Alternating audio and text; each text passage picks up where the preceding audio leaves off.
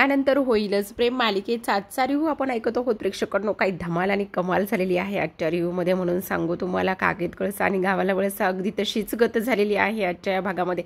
काय आहे कमेंट बॉक्समध्ये तुम्ही हा सगळा व्हिडिओ पाहिल्यानंतर सांगा बरं का. मी तर सांगणारच आहे, पण तरीसुद्धा तुम्हाला काहीतरी काम मी आज लावणार आहे. तर आता इकडे पिहू आणि नंदिनी गणपती बाप्पासमोर इथे संध्याकाळची वेळ असते, दिवा लावून इथे शुभंकर होती म्हणत असतात. तेवढ्यातच पिहू म्हणते, त्या दिवशी नंदिनी वहिनी किती प्रसन्न वाटत होतं ना ग. त्या दिवशी म्हणजे कधी ग? त्या दिवशी नाही का ग, जेव्हा तू मला काहीतरी विचारत होतेस आणि मी ऐन वेळेला इथे माझं स्टेटमेंट आणि त्याचबरोबर मी बोललेलं सगळं काही बदललं. ही सगळी माझीच चूक आहे. तू उगाचच त्या दिवशी तोंडावर पडलीस. नाही ग बाळा पिहू, असं काही नाहीये. तुला का असं वाटतंय? नाही वहिनी, असंच आहे बघ. खरं तर मी तुझ्या बाजूने साक्ष द्यायला हवी होती, पण त्या दिवशी ना इथे वसू मावशीने ना माझा हात असा जोरात दाबला होता, जोरात माझ्या हाताला चिमटा काढला होता ना त्या दिवशी. मग त्या दिवशीमुळे आणि त्यामुळे ना मला ना खरंच ग नंदिनी वहिनी हे सगळं काही सांगताच नाही आलं तुला. अगं पिहू, असू दे, इट्स ओके बाळा, तू छोटी आहेस आणि त्याने काही एक होत नाही. तेवढ्यातच तिथे वसू आलेली असते. आता वसूचं आणि इथे नंदिनीचं आणि पिहूचं बोलणं वसूने दुरूनच ऐकलेलं असतं, कारण त्या दिवशी वसू मावशीने मला चिमटा काढला होता म्हणून मी बोलू शकली नाही ग. लगेचच आता वसू म्हणत असते, काय ग मग पिहू, पुन्हा एकदा चिमटा काढायची वेळ आलेली आहे वाटतं. असं म्हणता क्षणी आता नंदिनी आणि त्याचबरोबर पिहू घाबरलेले असतात. नंदिनी तर थोडी, पण पिहू जास्त घाबरलेली असते, कारण वसूने बऱ्याच वेळा तिला धमकावलेलं असतं आणि वसूने बऱ्याचदा तिला धमकावल्यामुळे ह्या सगळ्या गोष्टी इथे झालेल्या असतात. आता पिहू नंदिनीच्या पाठी येऊन उभी राहते. घाबरलेली असते बिचारी खूपच जास्त. नंदिनीच्या पाठी येऊन उभा राहते आणि इकडे घाबरलेल्या नजरेनेच वसूकडे पाहत असते. त्यावर लगेचच वसू म्हणते, अशी का बघतेस माझ्याकडे नंदिनी? अगं ही महागाऊ आहे ही पिहू. वेळीच तिच्या आईवडिलांनी चिमटे काढले असती ना तर आज मावशींच्या चिमट्यांना घाबरण्याची तिच्यावर वेळ आली नसती. चल जा तुझ्या रूममध्ये निघून पिहू, समजलं तुला? आणि तेव्हा पिहू घाबरूनच तिथून निघून गेलेली असती. नंदिनी ती गेलेल्या पिहूकडे पाहतच असते. त्याचबरोबर इकडे मात्र वसवात्या अशा पद्धतीने उघड नंदिनी समोर बोलल्यामुळे आता इकडे नंदिनी म्हणत असते, आहे हे वसवात्या. त्यावर लगेचच वसवात्या म्हणत असतात, काय वेळ आलेली आहे ना ग नंदिनी आज तुझ्यासमोर. त्या दिवशी बघ ना, आरती घेण्यासाठी इथे तुझ्यासमोर सगळेजण हात जोडून उभे होते, पण आज बघ ना किती आणि कशा पद्धतीची वेळ आलेली आहे तुझ्यावरती. आज इथे तुझ्यासमोर आरती घेण्यासाठी काय कोणीच नाहीये. कुठे गेले, कुठे आहेत सगळेजण? काही सांगू शकतेस का? सांग ना, बोल ना. त्यावर नंदिनी म्हणत असते, हो तुम्ही विचारताय ना म्हणून तुम्हाला फक्त सांगत आहे. जीवा आणि मिथुन काका इथे बाहेर गेलेले आहेत. त्याचसोबत पार्थ मीटिंगसाठी गेलेत. काव्या अभ्यासाला बसली. बाबा सुद्धा कामासाठी बाहेर गेलेत. त्याचसोबत इथे मानिनी आई त्यांच्या रूममध्ये. अच्छा हां, ती तिच्या रूममध्ये आहे. पण किती आणि कशी गोष्ट झालेली आहे ना ग. ती तिच्या रूममध्ये आहे, पण तुला तिच्या रूममध्ये जाण्याची परवानगी सुद्धा साधी कोणी दिलेली नाहीये. आणि तू तिच्या रूममध्ये गेलीस तर काय होईल हे काही तुला वेगळं आणि नव्याने सांगायला नाही पाहिजे नंदिनी, बरोबर की नाही?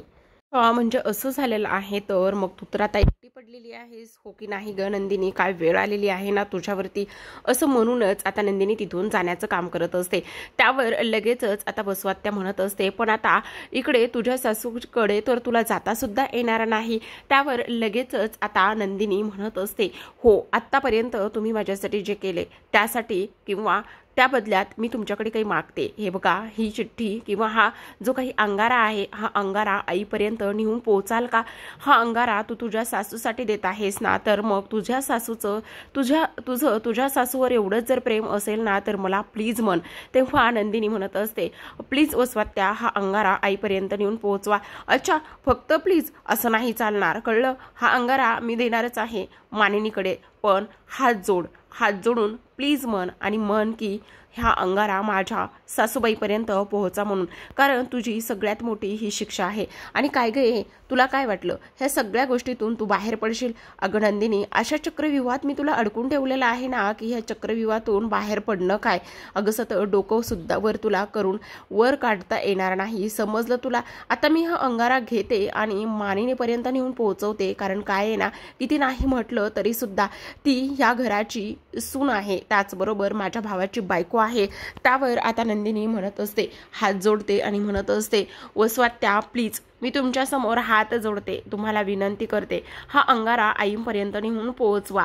असं म्हणूनच आता वसवत्त्याने तिच्याकडनं अंगारा घेतलेला असतो. वसवत्त्याने तिच्याकडनं अंगारा घेतल्यानंतर खुनशी हसतच वसवत्त्या नंदिनीकडे पाहत असते. त्यावर आता नंदिनी काही जास्त बोलत नाही आणि गेलेल्या वसवत्त्याकडे पाहतच राहते.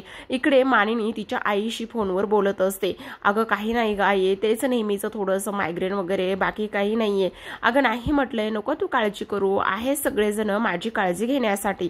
असंच आता इकडे मानिनी बोलत असते. तेवढ्यातच तिला खोलीमध्ये कोणीतरी आल्याची जाणीव होते आणि खोलीमध्ये कोण आला आहे हे पाहायला बरोबरच आता इकडे लगेचच ती फोन ठेवते आणि म्हणत असते, हो मी नंतर फोन करते आणि त्याचबरोबर मी तुमच्याशी नंतर बोलते. आणि त्याचबरोबर आता इकडे लगेचच ती बाजूला उठत असते कारण समोर वसू असते.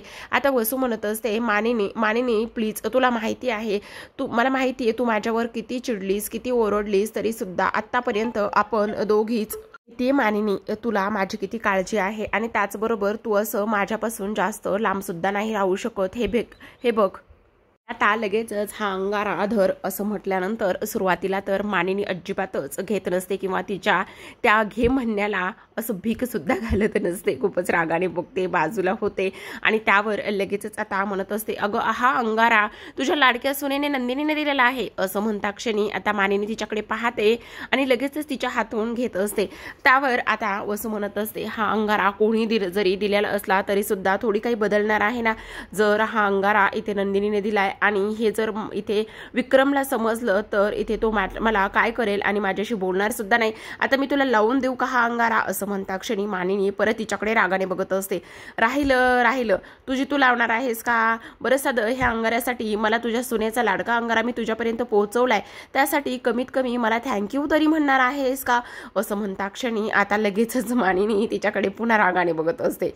प्रेक्षकांनो आता वसवत्त्या लगेचच म्हणत असते, राहिलं जाते मी. असं म्हणूनच आता वसवत्त्याने तिथूनच निघून गेलेली असते. पण जेव्हाच तो अंगारा इथे आता मानिनी हातामध्ये घेते, मानिनी हातामध्ये अंगारा घेतल्यानंतरच ओपन करते. ओपन केल्याबरोबरच प्रेक्षकांनो त्यामध्ये काय असेल बरे, तर त्यामध्ये असतं खूप काही लिहिलेलं आणि अंगारा सुद्धा असतं.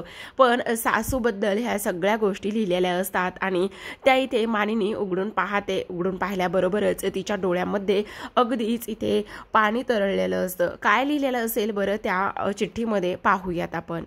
चिठ्ठीमध्ये लिहिलेलं असतं, प्रिय आई आणि कशा आहात तुम्ही. मला माहिती अस्वस्थच असाल, मला माहिती तुम्हा सगळ्यांना खूप माझी आठवण येत असेल. त्याहूनही सगळ्यात महत्त्वाचं गोष्ट म्हणजेच की तुम्हाला लव्ह लेटर लिहिणारी म्हणजे सासूला लव्ह लेटर लिहिणारी पहिलीच सून असेल आई मी. पण तुम्ही काळजी करू नका, तुम्ही माझ्यासोबत बोलला नाहीत तरी सुद्धा हे सगळं मी कशासाठी करत आहे तुम्हाला चांगलंच माहिती आहे. आपल्या नात्यामध्ये जो इथे दुरावा आलेला आहे किंवा आपल्या नात्यामध्ये जो आत्ता अबोला आहे तो लवकरच मी इथे मिटवण्याचं काम करेन आणि त्याचसोबत इथे सगळं काही इथे तुम्हाला परत मिळवून देण्याचं सुद्धा काम करेल. असं म्हणूनच तुमचीच नंदिनी असं तिने लिहिलेलं असतं. आता हे सगळं वाचल्यानंतर नंदिनी दाराशी उभी असते. नंदिनी दाराशी उभी असतानाच मानिनीला असं वाटत असतं धावतच जावं आणि तिला घट्ट मिठी मारावी. पण इथे नंदिनी तिला हात करत असते आणि हात केल्यानंतर अक्षरशः मानिनीच्या डोळ्यामध्ये अश्रू आलेले असतात. इकडे दोघी सुद्धा अबोल असतात आणि इथे अबोल असताना सुद्धा त्यांच्या नजरेतून खूप काही त्या एकमेकींना बोलून जात असतात. मानिनी अक्षरशः कडकडूनच इथे तिच्यावरून बोटं मोडत असते, माया काढत असते. असं म्हणूनच आता नंदिनी तिला खुणवते, हातानेच झोपा म्हणून, मी ठीक आहे तुम्ही सुद्धा काळजी घ्या, असं सगळं हातवारे करूनच खुणावते आणि तिथून निघून जात असते. आता मानिनी तो अंगारा घेते आणि उराशी बाळगत असते. ती चिठ्ठी ती प्रेमाने लिहिलेली इथे नंदिनीने मानिनीसाठीची ती पहिली चिठ्ठी होती. सासू सुनांचं प्रेम इथे किती दिसून येत आहे प्रेक्षकांनो. इकडे मात्र आता रम्या भडकलेली असते वसूवरती. ती म्हणत असते, काय ग आई, काय गरज होती त्या नंदिनीने दिलेला अंगारा इथे तुला मामीपर्यंत नेऊन पोहोचवण्याची, तू असं का केलेलं आहे सांग ना. अगं तुला काय सांगू रम्या, खरं सांगायचं म्हणजेच की इथे जेव्हा ती म्हटली ना प्लीज प्लीज वसवात्या, आणि जेव्हा तिने पहिल्या वेळेस माझ्यासमोर हात जोडले आणि हात जोडून मला प्लीज रिक्वेस्ट केली आणि त्यामुळेच मी मी इथे तो अंगारा जो आहे तो इथे मानिनीपर्यंत नेऊन पोहोचला. अगं तू अंगाऱ्याचं काय घेऊन बसलीस ग? पण सगळ्यात आणि महत्त्वाची गोष्ट म्हणजे काय झाली ते सांगू. इथे त्या नंदिनीने माझ्यासमोर हात जोडले, त्यामुळे मला तो आनंद जो झालाय ना, तो आनंद मात्र इथे रम्या काय सांगू तुला, गगनात मावेना ग. अगदीच तुला खोटं नाही सांगत आहे मी. आतापर्यंत तर फक्त इथे मी सगळे पुरावे लपवले म्हणून चेहऱ्यावर ग्लो आला होता, पण आता तर ती नंदिनी हातबल झाली होती माझ्यासमोर आणि त्याचसोबत इथे तिने हात जोडून मला रिक्वेस्ट करतानाचा तिचा जो चेहरा आहे ना, तो अगदीच पाहण्यालायक होता बघ रम्या. हे सगळं काही वसवात त्या रम्याला सांगत असते. मला सगळ्यात महत्त्वाची एक गोष्ट सांगू का रम्या, हे बघ ते लोक जे आहेत ना, ते इथे दीपकच्या साथीदारांपर्यंत पोहोचणारच होती, पण ऐन वेळेला सिम कार्ड तोडलं आणि त्यानंतर सगळा प्लॅन इथे उलटा पडलेला आहे. काही जरी झालं तरी सुद्धा इथे तू मंजूला एक गोष्ट सांग की त्या काव्यावरती व्यवस्थित लक्ष ठेव म्हणून. त्यावर रम्या हो म्हणत असते. इकडे आता नंदिनीच्या फोनवरती फोन आलेला असतो, तो म्हणजेच की ज्या आनंद निवासमधल्या रेखाताई आहे त्यांचा फोन असतो. नंदिनी म्हणते हा बोला ना, काय झालं? त्यावर इकडून रेखाताई म्हणत असतात नंदिनी, त्यावर ती म्हणते काय झाले, तुमचा आवाज असा काय येतोय? त्यावरच काही नाही ग, माझ्या भावाला मुलगा झालाय आणि हॉस्पिटलमध्ये आहोत आम्ही. आणि मग चांगली गोष्ट आहे ना. हो पण ते सगळं खरं आहे ग, पण आता इथे बाळाला काचेच्या पेटीमध्ये ठेवलेला आहे आणि तेव्हाच इथे त्याची सर्जरी केली, एक सर्जरी फेल झालेली आहे. हो का रेखाताई, पण तुम्ही नका ना अस्वस्थ हो, ठीक आहे, सगळं देवावर विश्वास ठेवा, सगळं काही ठीकच होणार आहे. पण नंदिनी मला आज खूप आठवण येते तुझी आणि मला खूप अस्वस्थ वाटते. अच्छा पण मला एक गोष्ट सांगा, कुठल्या हॉस्पिटलमध्ये आहेत? कारण हे बघा फोनवर तर मी तुमच्याशी ह्या सगळ्या गोष्टी अशा नाही बोलू शकत ना, मग फोनवर मी तुमचं किती सांत्वन करणार. मला हॉस्पिटलचा ॲड्रेस आणि ते सगळं काही सांगा, मी तिथे येते आणि तुमच्याशी बोलते, तुम्हाला भेटते, असं इथे नंदिनी बोलत असते. त्यावर आता इकडे रेखा रडायला लागलेली असते. नंदिनी तिला सावरण्याचं काम करते. रेखा रडतच असते आणि रडताच तिला इथे हॉस्पिटलचा ॲड्रेस सांगण्याचा प्रयत्न करत असते आणि हॉस्पिटलचा ॲड्रेस सांगण्यासाठी ती प्रयत्न करणार आणि तेवढ्यातच इथे जो सँडी आहे, सँडी धावतच आलेला असतो. कारण इथे सँडीला जो काही दीपक आहे त्याने धमकावलेलं असतं आणि त्याने धमकावल्यामुळे आता नंदिनीशी ती फोनवर बोलत असते. कुठेतरी जाऊन त्याला ह्या गोष्टीची भनक लागलेली असावी कदाचित असं वाटते आणि त्यामुळेच इकडे तो बोलू देत नसतो. आणि त्यानंतर नंदिनी म्हणत असते हे बघा रेखाताई, नका तुम्ही काळजी करू, प्लीज मला लवकरात लवकर ॲड्रेस सांगा, कारण मी फोनवरून तुमचं सांत्वन करणार नाही, मी आहे ना, आणि तुमच्या भावाच्या मुलाला काही एक होणार नाही, आपण सगळेजण बघूयात. तेवढ्यातच दीपकने ॲड्रेस सांगतानाच फोन हिसकावून घेतलेला असतो. फोन हिसकावून घेऊन त्याने कट केलेला असतो आणि फोन कट केल्यानंतर इकडे रेखा म्हणत असते दीपक, सँडी हा काय प्रकार आहे आणि त्याचबरोबर तू माझा इथे फोन का काढून घेतलायस आणि हे सगळं काय आहे असं ती बोलते. त्यावरच तो म्हणत असतो काय काय चाललं काय आहे हे तुझं सगळं काही? तिकडे नाही ना एकटीच आहे, तिच्यापाशी बसायचं सोडून तू इथे फोनवर बोलत आहेस आणि काय कर तू कोणाला फोन केला होतास? आणि त्यावर आता हे त्यानं तर सगळं ऐकलेलं असतं, नंदिनीचं नाव वगैरे ह्या सगळ्या गोष्टी ऐकलेल्या असतात. त्यावर ती म्हणत असते तुला काय करायचं आहे, मी कोणाशीही बोलेल, पण तू असा माझा फोन का बरं काढून घेतलेला आहेस? त्याचबरोबर तुझी हिंमत कशी झालेली आहे आणि फोन काढून घेतलायस आणि त्यानंतर तू स्विच ऑफ का करत आहेस? त्यावरच तो म्हणत असतो अगं आपण हॉस्पिटलमध्ये आहोत आणि हॉस्पिटलमध्ये असताना इथे आजूबाजूच्या पेशंटला त्रास होऊ शकतो म्हणून मी फोन काढून घेतलाय. त्यावर नैना म्हणत असते हे काय वागणं झालं आहे का सँडी, ही कुठली पद्धत आहे? आणि त्याचबरोबर फोन दे म्हणते माझा गपचूप. त्यावर सँडी म्हणत असतो नाही, फोन मिळणार नाही. हे बघ सँडी, हे सगळं काय आहे, फोन दे माझा, नको असं करूस. पण सँडी मात्र इथे काहीच ऐकत नसतो, तो रागाने चिडचिड करत असतो. रागाने चिडचिड करत असतानाच इकडे मात्र आता रेखा खूप वैतागलेली असते, पण सँडी काहीच ऐकत नाही आणि तिथून निघून जात असतो. इकडे रेखा खूप हतबल झालेली असते आणि तेव्हाच मात्र इकडे फोन कट झाल्यामुळे नंदिनी पुन्हा फोन ट्राय करण्याचा प्रयत्न करत असते. पण आता पुन्हा फोन ट्राय केल्यानंतर इथे मात्र जो फोन आलेला असतो तो रेखाचा, तो आता स्विच ऑफ लागत असतो. फोन स्विच ऑफ लागत असताना आता नंदिनी विचार करते हा सगळा काय प्रकार आहे आणि त्याचसोबत इथे अगोदर फोन कट झाला आणि त्यानंतर त्या मला ॲड्रेस सांगणार होत्या, पण आता तर फोन स्विच ऑफ लागत आहे. त्याच विचारामध्ये त्या असतात आणि त्या विचारामध्ये त्या असताना आता इकडे सगळ्यात महत्त्वाची गोष्ट जीवा आलेला असतो. जीवा आल्याबरोबरच तो म्हणत असतो काय झालं नंदिनी, हे बघ मी ना मिथुन काकांबरोबर जाऊन इथे आता गणपतीची मूर्ती जी आहे ना ती सिलेक्ट करायला चाललेलो आहे, पण नंदिनीचं मात्र काही लक्ष नसतं. त्यावर लगेचच तो म्हणतो नंदिनी नंदिनी कसल्या विचारात हरवलेली आहेस, झालंय काय? त्यावर आता लगेचच नंदिनी म्हणत असते, नाही काही नाही, ठीक आहे तुम्ही जात आहात ना तर जा. हो मी जातच आहे, पण तुला काय झालेलं आहे, तू एवढी अपसेट आणि एवढी विचारात कसली आहेस? त्यावर आता नंदिनी म्हणत असते, काय आहे ना सगळ्यात महत्त्वाची गोष्ट, माझ्या आश्रमामधील ज्या रेखाताई आहेत ना त्यांच्या भावाचा मुलगा इथे ॲडमिट आहे, त्याची सर्जरी होती आणि त्याचबरोबर मी त्यांना ॲड्रेस विचारला, त्या मला ॲड्रेस सांगणारच होत्या, पण इकडे मात्र लगेचच फोन कट झाला. आता मी फोन लावते पण फोन स्विच ऑफ आहे, कळत नाही कसा फोन लागत नाही. त्यावर आता जीवा म्हणत असतो, नको काळजी करूस, आता बाप्पा येत आहेत ना, बाप्पासमोर प्रार्थना कर, आणि मी सुद्धा अक्षरशः इथे बाप्पाकडे जातोय ना तर मी सगळ्या बाप्पांना तुझ्या वतीने आणि त्यांच्या वतीने इथे नमस्कार करेन आणि प्रार्थना करेन, असं इथे तो म्हणतो आणि तिथून निघून जात असतो. आता तो तर तिथून निघून गेलेला असतो, पण इकडे मात्र पार्थ जो आहे त्याचं काम करत बसलेला असतो. तर आता काव्या म्हणत असते, नाही काही जरी झालं ना तरी सुद्धा आपल्याला आता हे सगळं शोधून काढावंच लागणार आहे, आणि हे सगळं शोधून कसं काढायचं, काय करायचं, ह्या सगळ्या गोष्टी इथे आता ती बोलत असते. पार्थला ती सांगत असते, आपल्याला इथे नंदिनीला इथे निर्दोष सिद्ध करावंच लागणार आहे, काही जरी झालं तरी. पण इकडे पार्थचं लक्ष नसतं. पण आता इकडे ती म्हणत असते, काय चाललंय तुमचं, मी तुम्हाला केव्हाच सांगत आहे आपल्याला इकडे काहीतरी हालचाल करावीच लागणार आहे. आणि तेव्हा होतो म्हणत असतो, हो हो अगदीच बरोबर आहे.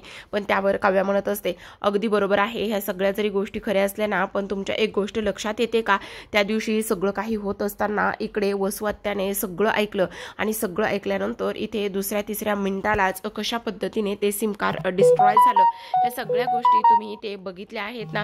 आणि म्हणूनच मला असं वाटतंय की आता भिंतीला सुद्धा कान आहेत, आणि भिंतीला सुद्धा कान असताना आपण जरा इथे विचार केला पाहिजे, काही जरी झालं तरी सुद्धा इथे वसुहत्याच्या कानावर कुठलीच गोष्ट इथे पडली नाही पाहिजे.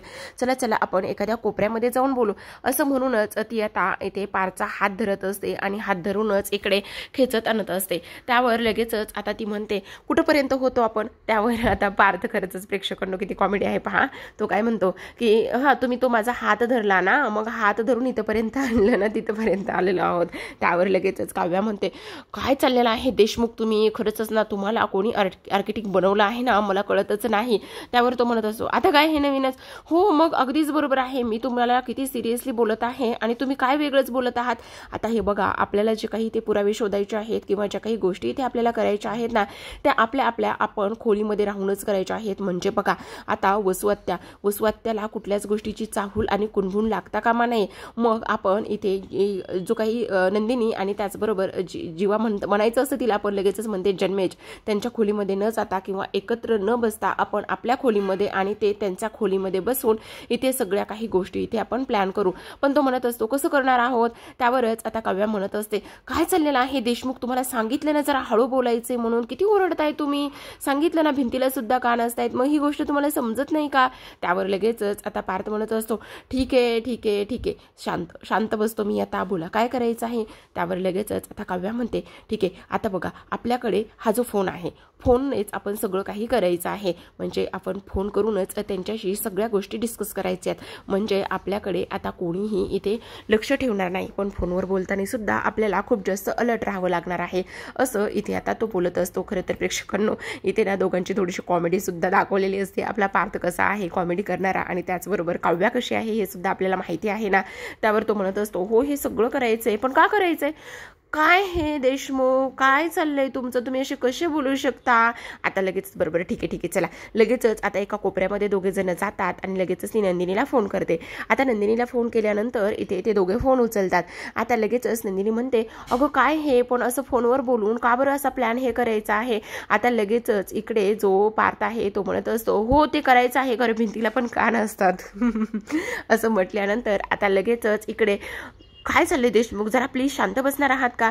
आता लगेचच काव्या म्हणत असते, ताई एक गोष्ट लक्षात ठेव, हे बघ आपण त्या दिवशी चौघेजण एकत्र होतो, आणि चौघेजण एकत्र असल्या कारणाने आता एक गोष्ट लक्षात येते का तुझ्या, की लगेचच दुसऱ्या तिसऱ्या मिनिटालाच फोन लागणं बंद झाला, आणि त्याचबरोबर त्यांचं लोकेशन सुद्धा ट्रेस झालं नाही. म्हणूनच आपण हा सगळा काही प्लॅन इथे करत आहोत, आणि त्याचबरोबर ह्या सगळ्या गोष्टी इथे आपण करत आहोत.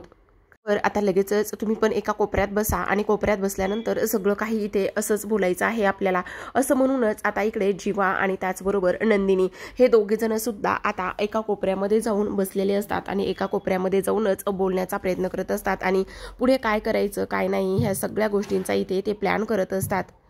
नेमकं काय करायचं आहे त्यावर लगेचच पार्थ म्हणत असतो, आपण ना वेगवेगळं व्हायचंय आणि वेगवेगळे राहूनच आपण आपला जो शोध आहे ना तो शोध इथे सुरू ठेवायचा आहे, म्हणजे कोणाला कसला संशय येणार नाही. बघा तुम्ही तुमच्या पद्धतीने शोधा, आम्ही आमच्या पद्धतीने शोधू, असं इथे दोघे सुद्धा एकमेकांना बोलत असतात. तर आता प्रेक्षकांनो आजच्या भागामध्ये एवढंच, पण उद्याचा भाग खूपच इंटरेस्टिंग आणि धमाल दाखवलेला असतो. आता तुम्हाला मी म्हटलं होतं काकेत कळसा आणि गावाला वळसा, तर काय आहे ते सांगतच आहे. पण बघा आता यांच्या लग्नाचे फोटो हे सगळेजण घेऊन बसलेले असतात आणि लग्नाचे फोटो सगळेजण घेऊन बसल्यानंतर आता मात्र इथे त्या लग्नाच्या फोटोमध्ये खूपच इंटरेस्टिंग आणि धमाल कमाल त्यांना इथे वस्तू सापडलेली असते. ती कोण, तर आता त्या फोटोमध्ये एक फोटो क्लिक झालेला असतो. जेव्हाच इथे नंदिनीला ती लोक घेऊन जात असतात आणि नंदिनीला ती लोक घेऊन जात असतानाचा जो फोटो आहे तो फोटो त्या अल्बममध्ये इथे क्लिक झालेला असतो. इकडे मात्र आता तो फोटो क्लिक झाल्यानंतर इथे त्यांनी तो पाहिलेला असतो आणि खूप मोठा सगळ्यात मोठा पुरावा इथे मिळालेला असतो प्रेक्षकांनो. कारण जी व्यक्ती इथे वेषांतर करून आलेली असते किंवा बॅक साईडला सँडी आणि समोरच्या साईडला दीपक असतो, जो सँडी असतो त्या सँडीला तर इथे काव्या आणि त्याचबरोबर पार्थने ओळखलेलं असतं. कारण हॉस्पिटलमध्ये जी नैना ॲडमिट केलेली असते तिचा तो नवरा रेखाचा भाऊ असतो आणि त्यामुळे काव्या लगेचच म्हणते ह्या माणसाला मी ओळखते. असं म्हटल्यानंतर आता इकडे आरती सुरू झालेली असते. वसवात्या म्हणते की बापरे त्यांना कुठला पुरावा तर सापडला नसेल ना, म्हणून ह्यांचं डोकं किती चालतंय बघा. लगेचच आता तो फोटो घेतात, फोटो घेतल्यानंतर माचीस घेतात आणि ते फोटो जाळण्याचा प्रयत्न करत असतात.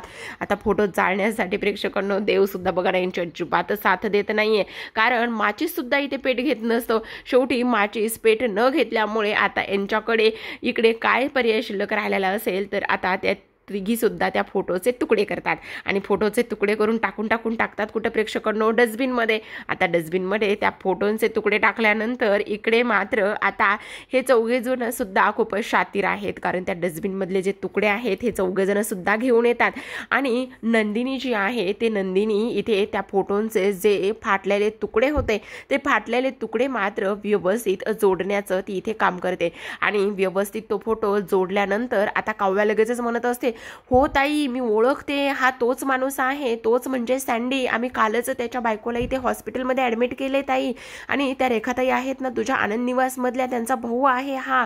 बापरे, आता तर इथे काही जरी झालं तरी सुद्धा वसुहत्येची हक्कलपट्टी चांगलीच होणार आहे बघा प्रेक्षकांनो. कारण आता एवढा मोठा पुरावा सापडलाय, तो इथे तोडल्याचा मोडल्याचा त्याचबरोबर जाळण्याचा प्रयत्न केलाय आणि आता सँडीवर तर एवढे नंदिनीने उपकार केलेले आहेत ते तर विसरणं शक्यच नसतं. किती नाही म्हटलं तरी सुद्धा रेखा ह्या सगळ्या गोष्टीतला दुवा असणार आहे प्रेक्षकांनो, आणि रेखामुळेच आता सँडी सगळ्यांसमोर येऊन सत्य सांगणार असतो हे आपल्याला पाहायला मिळणार आहे. आता प्रेक्षकांनो खूपच धमाकेदार असा पुढील भाग सुद्धा होणार आहे. हा रिव्ह्यू कसा वाटला कमेंटद्वारे नक्की अभिप्राय कळवायला विसरू नका. त्याचसोबत कोडं काय होतं किंवा त्याचसोबत इथे काय होता काकेत कळसा आणि गावाला वळसा ह्या सुद्धा म्हणीचं तुम्हाला उत्तर इथे कमेंट बॉक्समध्ये कमेंट करून सांगायचं आहे. व्हिडिओ पाहिल्याबद्दल तुम्हा सर्वांचे अगदी मनापासून धन्यवाद.